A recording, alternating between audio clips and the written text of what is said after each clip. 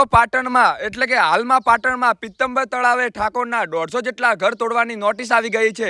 એટલે કે ઠાકોર સમાજના 150 ઘર તોડી નાખવામાં આવશે।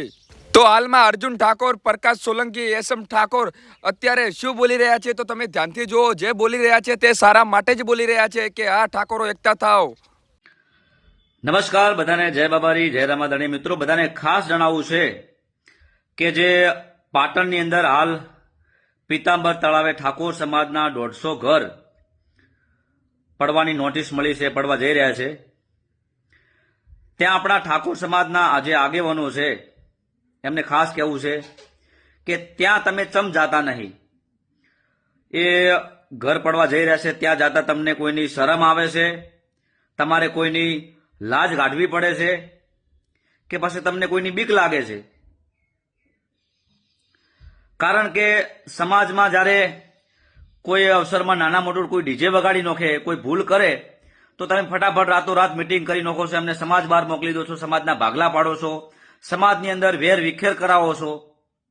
શું સમાજના આગેવાનો આવા હોય જે સમાજમાં વેર વિખેર કરાવે, સમાજના ભાગલા પાડાવે? જ્યાં જ્યાં સમાજને જરૂર પડે ત્યાં તો તમારે કોઈને જાવું નહીં, સમાજને કોઈ મદદ કરવી નહીં અને પોતાની જાતને બસ સમાજના આગેવાન ગણી લો છો। એવા તમે સાચા આગેવાન હોય તો જ્યાં જ્યાં સમાજને જરૂર પડે ત્યાં તમે જો સમાજને મદદ કરો, સમાજને ટેકો કરો। ફટાફટ તમારે મિટિંગ કરવાની જરૂર છે પીતાંબર તળાવે, જો એનું કોઈક કરો, બીજી જગ્યાએ એમને રહેવા ઘર મળે એવું કોઈક કામ કરો, એવી મદદ કરો। જ્યાં જ્યાં ખરાબ નિર્ણય લેવા હોય છે, ખોટી ખોટી મિટિંગો કરવી છે, ત્યાં અમે ભેળા થઈ અને ફટાફટ તમે મિટિંગ કરી લો છો કે આ છોકરા સમાજની બહાર, આર્યા ભાઈ સમાજની બહાર, આ ભાઈ સમાજની બહાર। આવું કામ કરી તમે સમાજને તોડવાની કોશિશ કરી રહ્યા છો। એટલે આ બધું મેલો અને સમાજનું કંઈક સારું થાય એવું કામ કરો। અને જ્યાં જ્યાં સમાજને જરૂર પડે ત્યાં જે આગેવાન જાય એને સાચો આગેવાન કહેવાય। બાકી તમારે ચૂંટણી આવે એટલે તમે વોટ લેવા આવી જાઓ કે અમને વોટ આપજો, અમે સમાજનું કલ્યાણ કરશું। શું તમે શું સમાજનું કલ્યાણ કરો છો? જે પોતાની જાતને ઠાકોર સમાજના આગેવાન ગણતા હોય ફટાફટ જઈને મદદ કરો। આપણા ઠાકોર સમાજના 150 ઘર પડી રહ્યા છે। બધાને જય બાબારી, જય રામાધણી। મિત્રો, તમારું શું કેવું છે કોમેન્ટ કરજો, વિડીયો શેર કરજો। જય બાબારી। તો નમસ્કાર, જય માતાજી મિત્રો। પાટણ પીતંબરની અંદર આપણી સમાજના 150 કરતા પણ વધુ ઘર તૂટવા જઈ રહ્યા છે।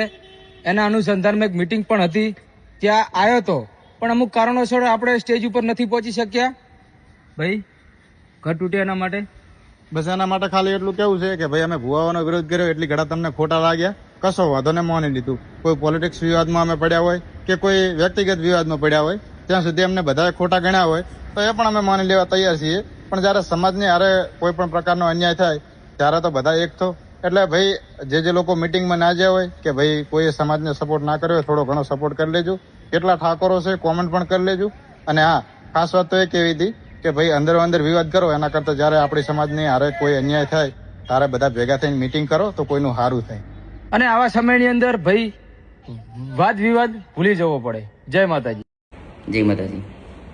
પાટણ ખાતે જે પીતાંબર તળાવ, જે આપણા ઠાકોર સમાજના ઘણા બધા મકાનો છે ત્યાં વસવાટ કરે છે, એ લોકોને નોટિસ મળી છે કે 15 દિવસ પછી અમે ડેમોલેશન કરવાના છીએ।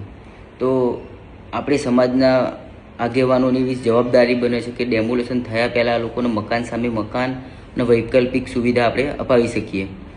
તો કોઈ અત્યાર સુધી કોઈ એવું આગેવાન એમ નથી કહેતું કે ભાઈ ચલો આપણે મકાન અપાવીશું, આપણે એને વૈકલ્પિક સુવિધા અપાવીશું। સોશિયલ મીડિયાના દ્વારા જાણવા મળે છે કોણ કોણ ત્યાં આગળ શું થઈ રહ્યું છે, એમ કે આપણે મકાન તૂટી જઈશું પછી આપણે ત્યાં આગળ જઈશું, મકાન તૂટી જઈશું પછી આવેદનો જ આપીશું। આખી જિંદગી આવેદનો જ આપી છે આપણે।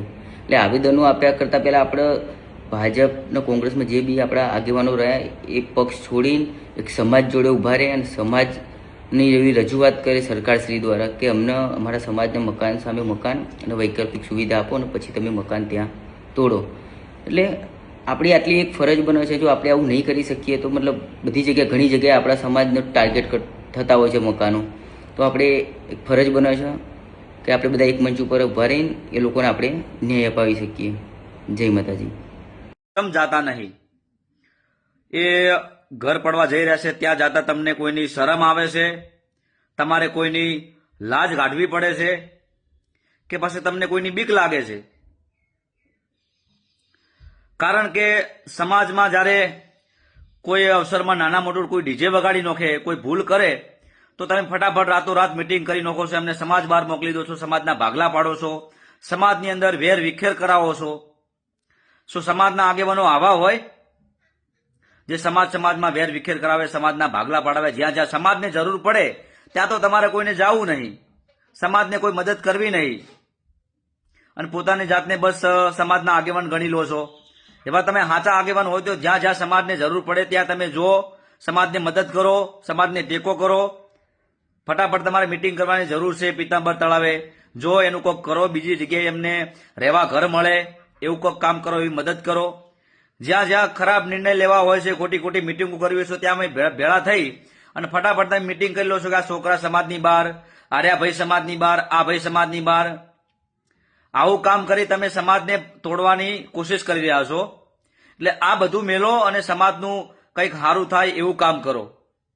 અને જ્યાં જ્યાં સમાજને જરૂર પડે ત્યાં જે આગેવાન જાય એને સાચો આગેવાન કહેવાય. બાકી તમારે ચૂંટણી આવે એટલે તમે વોટ લેવા આવી જાઓ કે અમને વોટ આપજો, અમે સમાજનું કલ્યાણ કરશું. તમે શું સમાજનું કલ્યાણ કરો છો?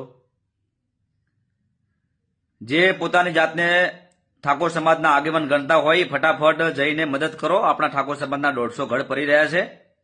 બધાને જય બાબારી, જય રામાધણી. મિત્રો તમારું શું કેવું છે કોમેન્ટ કરજો, વિડીયો શેર કરજો. જય બાબારી.